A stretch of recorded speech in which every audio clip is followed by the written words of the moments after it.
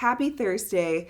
We've reached the penultimate day of Galatians, and I'm really excited about what we're going to talk about because it's closing out this incredible letter.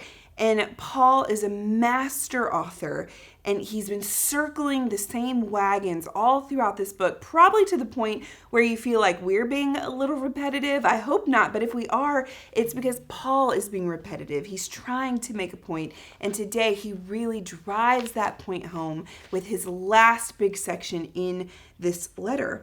And I love what he's talking about from verses 11 through 14. He's dancing around this idea of really holding up two paths. One path that he talks about first is being a people pleaser. He talks about the circumcision party, the party that wants these God-fearing Gentiles to convert to Judaism, to get circumcised, to follow the law and the Torah and all that comes with it.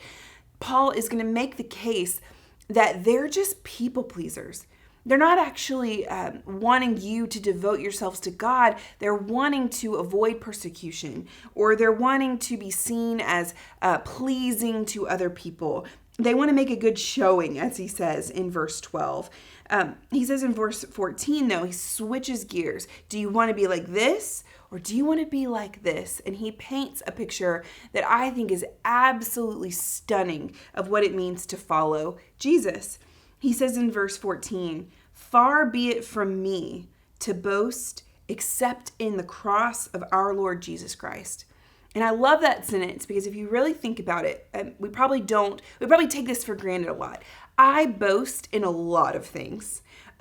Most often, myself, my abilities, my work ethic, my ability to get things done, my determination, productivity, whatever you want to say. I boast in a lot of things. I boast in my church. I boast about my family, my amazing husband, my girls. I boast about a lot of things that I think give me identity and worth and value as a human. But I love what Paul is saying. Far be it from me to boast, to be seen as great among other people or to be pleasing toward other people, except in the cross of our Lord Jesus Christ. And that's just hitting me in a new way today. Because I wonder what it would look like for my identity to be solely rooted in the cross of Jesus Christ.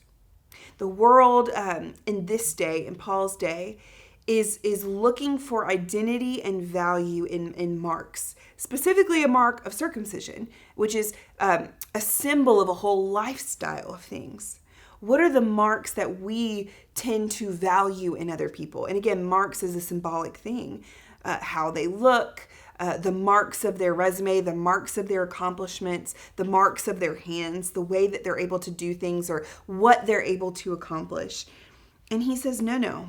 At the end of the day, the only thing that he wants to be boastful or to be considered great in the eyes of other people is that he is with Jesus in the cross of Jesus. I love how N.T. Wright says this. He says, if it's bodily marks you want, it is the signs of the cross, not of the circumciser's knife, that matter. And the signs of the cross are the marks of persecution, the wounds of Jesus. The only marks that we need to use as identifying marks are the nail wounds in his hand, the nail wounds in his feet, the scars on his head from the crown of thorns. Which world do you want to be part of? The part that's focused on people pleasing and all the outward metrics that the world uses to judge someone's worth. In Paul's day, it was following the law or avoiding persecution, not rocking the boat. Or do you want to be part of building a new creation? Jesus is the first to really bring heaven to earth in a new way. But as we take on the cross of Jesus, as we are crucified, as the ways that we view the world die and are reformed in Jesus, we get to partner with him to bring about recreation. And that recreation starts with us. But then we get to be part of a new way of living that brings more of heaven here to earth. And I love what he says before his final greeting in verse 16.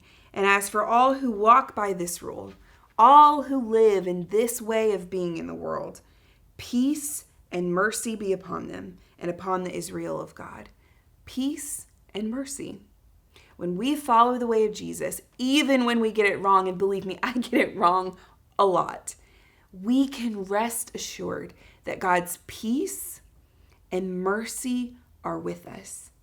And that is all I need to know about what it means to follow Jesus. At the end of the day, is I can be a co-creator with Jesus, bringing more of heaven to earth. And even when I get it wrong, there is mercy for me and peace, a road of peace. Even though things aren't always easy, even when I get it wrong, Jesus is still there for me. So I just submit to you, which way of viewing the world do you find yourself in more often? What marks are you using to judge, or what are you boasting in? Whether it's your own abilities or your family's or your job or whatever it is. And what would it look like for you to live a life that is, just like Paul says, boasting in nothing except the cross of our Lord Jesus Christ?